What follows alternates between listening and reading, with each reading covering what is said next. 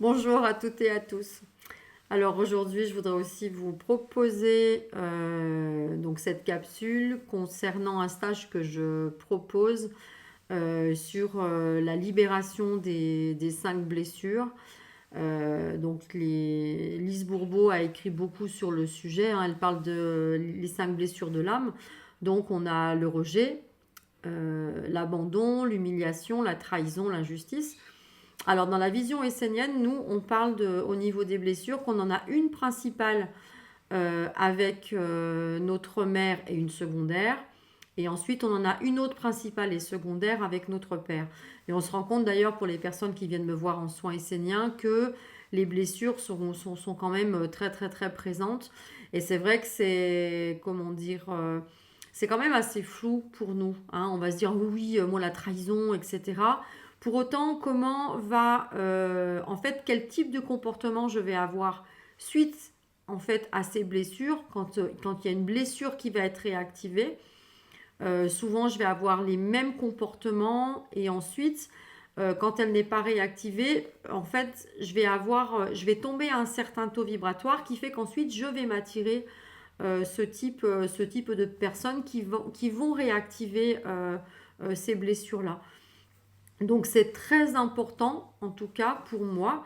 Je trouve que dans le développement personnel, ça fait partie, en tout cas, des strates qu'on doit vraiment apprendre à connaître pour ensuite voir tout ce qui est, comment dire, associé à chaque blessure. Vous voyez, par exemple, la blessure de rejet, les personnes sont très minces et puis elles vont avoir du mal à trouver leur appartenance au groupe. Elles vont avoir du mal à s'exprimer, à oser dire non, elles auront peur de déranger. Souvent, c'est des personnes qui se dévalorisent beaucoup, elles n'ont pas conscience de leur valeur. Alors que la blessure d'injustice, ce seront aussi des personnes très minces. Par contre, c'est l'inverse, elles sont dans le commandement.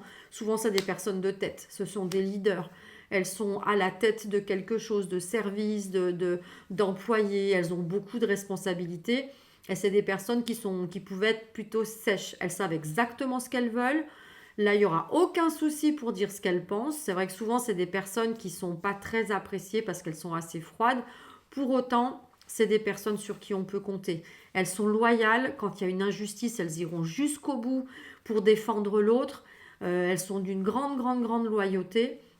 Et puis, elles lâchent rien, quoi. C'est vraiment des personnes qui sont très perfectionnistes, qui vont aller jusqu'au boutisme. Alors que l'abandonnique, si on parle de la blessure d'abandon, c'est des personnes bon, qui se plaignent beaucoup. Elles ne peuvent, en tout cas, elles croient qu'elles ne peuvent rien faire seules. Elles vont avoir toujours besoin d'être accompagnées, d'être entourées. D'ailleurs, c'est des personnes qui sont assez énergivores, c'est-à-dire qu'elles sont toujours en train de demander, de quémander et toujours avoir besoin d'aide. La blessure d'humiliation, alors pour ceux qui l'ont en principal, c'est facile à reconnaître puisque c'est des personnes qui sont vraiment en surpoids. Pour autant, c'est vrai quand on a la blessure d'humiliation en secondaire, c'est très difficile, en tout cas, comment dire, à percevoir cette blessure chez ces êtres-là, hein. Et c'est vrai que dans la blessure d'humiliation, bon, bah, déjà on a vécu des humiliations dans nos vies, mais souvent c'est des personnes aussi dans leur vocabulaire qui vont s'humilier elles-mêmes. Elles vont se moquer d'elles-mêmes, mais il y a un flou artistique. Elles se retrouvent souvent coincées entre deux situations. Les mots honte sont tout souvent dans leur vocabulaire et elles ont du mal lorsque elles repensent au passé. Elles ont beaucoup, beaucoup de mal à avoir des souvenirs. Pour elles, c'est quand même assez compliqué. Et puis on a la blessure de trahison. Bon, faut savoir que la trahison comme l'abandon, en fait, c'est en lien avec la personne du sexe opposé, alors que, on va dire, rejet, injustice, c'est avec la personne du même sexe. D'ailleurs, celles qui vivent du rejet ont vécu de l'injustice, et celles qui vivent de l'injustice vont vivre du rejet aussi. Mais par contre, c'est pas au même degré. Et l'humiliation, c'est peu importe, en fait. Ça peut être même avec les deux parents ou les adultes référents. Donc, qu'est-ce qui va se passer dans ces 2 jours? C'est qu'on va déjà apprendre vraiment à connaître au niveau du comportement, déjà les caractéristiques de chaque blessure. On va adopter en fait ce que l'on appelle un mécanisme de défense. Et que ce mécanisme de défense, bah, qu'est-ce qui va se passer? Quel comportement je vais avoir?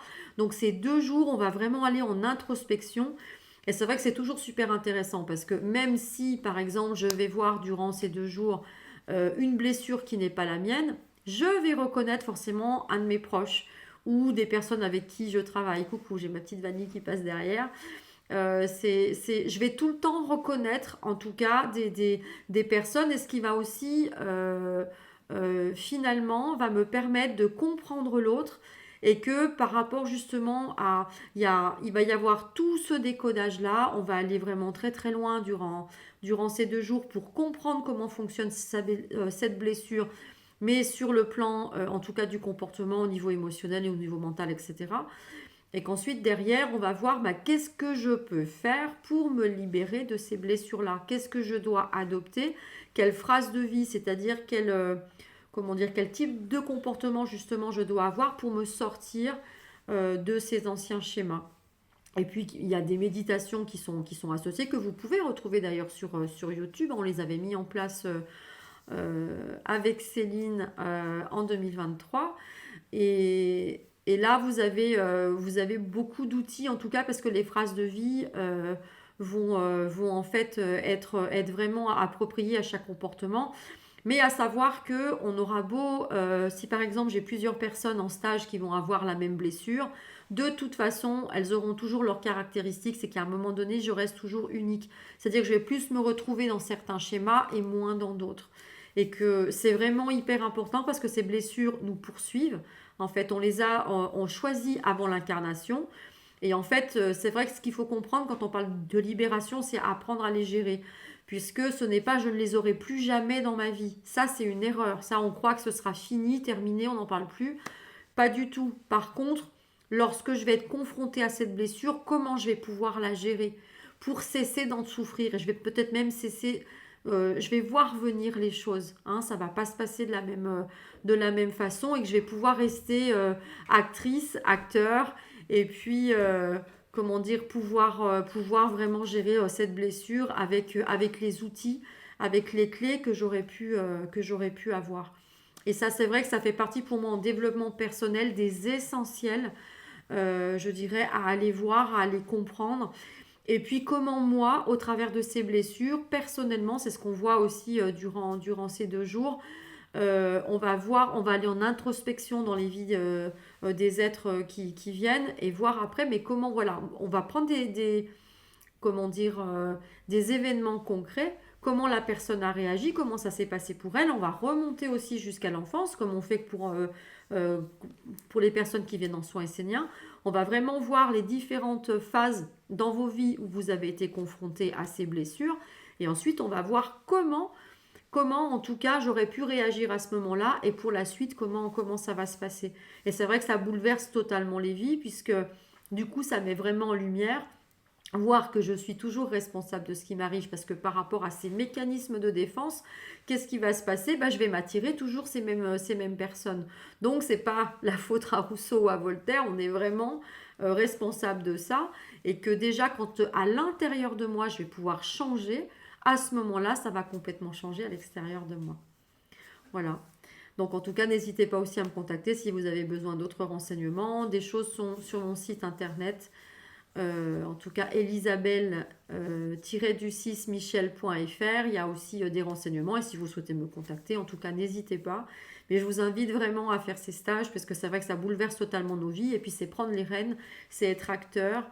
Et pour cesser de subir en fait, et être vraiment créateur, créatrice, et pouvoir en tout cas gérer et avoir une belle vie, chose qu'on mérite tous. Merci de votre attention.